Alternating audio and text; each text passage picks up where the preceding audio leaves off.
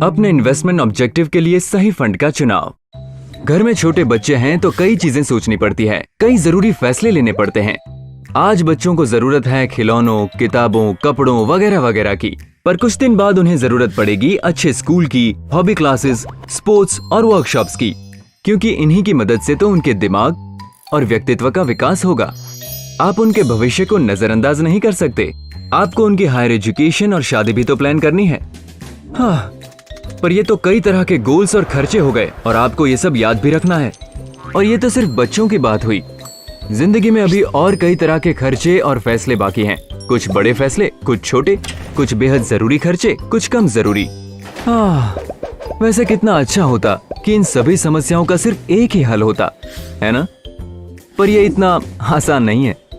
दरअसल ये सभी फैसले काफी आसान हो सकते हैं अगर इन्वेस्टर एक आसान सी चीज समझ ले।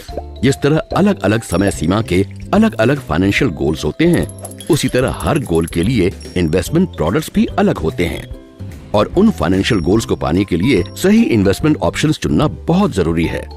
तो इन गोल्स को अलग अलग वर्गों में कैसे बांटा जाए? इन्हें दो हिस्सों में बांट लेते हैं। एक नेचर पर आधारित गोल्स और दूसरे वो जिनमें समय सीमा निर्धारित है। पर रुकिए, ये जान लीजिए कि जिन गोल्स को हम नेचर की श्रेणी में रख रहे हैं, वो भी समय सीमा के बंधन से जुड़े हुए हैं। आप बच्चों को कॉलेज जाने की उम्र में खिलौने नहीं दे सकते, वो काम आपको आज ही करना होगा। और उसी तरह आप बहुत कम समय में ढेर सारा धन नहीं जोड़ सकते, उसके लिए लंबे वक्त इंतजार करना ही पड़ेगा। जी हाँ, इसीलिए इन्वेस्टर अपने गोल्स की लिस्ट बनाकर उन्हें क्लासिफाई कर दे, तो वो अपने गोल्स को ज्यादा जरूरी, कम जरूरी, आज की जरूरत, कल की जरूरत के हिसाब से बांट सकता है। और इसी तरह गलत इन्वेस्टमेंट ऑप्शंस चुनने की जगह इन्वेस्टर अपने फंड्स पहले इम्पोर्टेंट और अर्जेंट गोल्स में लगाएगा और फिर बाकी चीजों में। ओके, सिनारियो नंबर 1, आपके दो अहम लाइफ गोल्स देखते हैं। 10 साल में अपना घर और 15 साल बाद बेटे को पढ़ाई के लिए विदेश भेजना। दोनों गोल्स के लिए इन्वेस्टमेंट में स्टेडी ग्रोथ जरूरी है, मतलब ये लॉन्ग टर्म एक्यूमुलेशन गोल्स हैं।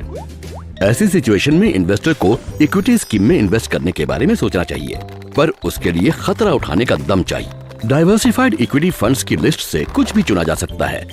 लार्ज, मिड, स्मॉल कैप या फिर सेक्टर फंड्स, सब कुछ उसकी खतरा उठाने की हिम्मत पर निर्भर करता है। इन्वेस्टर चाहे तो लमसम रकम से शुरुआत कर सकता है या फिर सिस्टमैटिक इन्वेस्टमेंट प्लान से, यानी SIP से। ठीक है, दूसरा सिनारियो देखते हैं। आज आपका लकी डे है। आपने अभी अभी एक गेम शो में 5 करोड़ रुपए जीते हैं। ये आंधी अचानक आई है और आपके पास इसे इन्वेस्ट करने का कोई प्लान नहीं है, तो अब आप क्या करेंगे? अपना पैसा किसी सेविंग्स अकाउंट में रखने की जगह उसे कहाँ इन्वेस्ट करना है, ये तय करने तक अगर आप उसे किसी लिक्विड फंड या शॉर्ट टर्म फंड में इन्वेस्ट करेंगे तो आपको बेहद कम रिस्क पर अच्छे खासे रिटर्न्स मिल सकते हैं। अब केस नंबर 3, चलिए आपके रिटायरमेंट के वक्त की तरफ चलते हैं। आपने एक कंपनी में 30 साल काम किया, पर आपको पेंशन नहीं मिलने वाली। तो अब आपके पास रेगुलर सेविंग के 75 लाख रुपए हैं और अब आप अपने इन्वेस्टमेंट से रिटायर्ड लाइफ के लिए रेगुलर इनकम कमाना चाहते हैं। इस मामले में इन्वेस्टर अपने इन्वेस्टमेंट को अलग अलग हिस्सों में बांटकर जरूरत के मुताबिक इन्वेस्ट कर सकता है, जैसे शॉर्ट, मीडियम और लॉन्ग टर्म में। अपनी लंबी जिंदगी को नजर में रखते हुए इन्वेस्टर किसी ऐसे फंड्स में इन्वेस्ट करना चाहेगा जिस पर एक अवधि के बाद इन्फ्लेशन का कोई असर न हो, जैसे लार्ज कैप इक्विटी या बैलेंस फंड्स। एक बड़ा हिस्सा लॉन्ग टर्म बॉन्ड फंड में लगाया जाए ताकि रोजमर्रा के लिए आमदनी पैदा हो। ऐसी कहानियों का कोई अंत नहीं। जिंदगी गतिशील है और पल पल बदलती है, पर चुनौतियों का सामना करने में ही तो मजा है। तो जिम्मेदारियों और फाइनेंशियल प्रेशर से दबना बंद कर दीजिए। मामला चाहे बच्चों के खिलौनों का हो, उनके हायर एजुकेशन का हो या आपकी रिटायरमेंट का, बस फाइनेंशियली प्लान करना सीखिए। आप गोल्स को अलग करना सीख गए तो आप सही रास्ते पर हैं, या कहें कई रास्तों पर। डिफरेंट इन्वेस्टमेंट ऑब्जेक्टिव्स के लिए कई प्रकार की म्यूचुअल फंड स्कीम्स हैं, यानी आपके अनेक दुखों की एक दवा, म्यूचुअल फंड्स।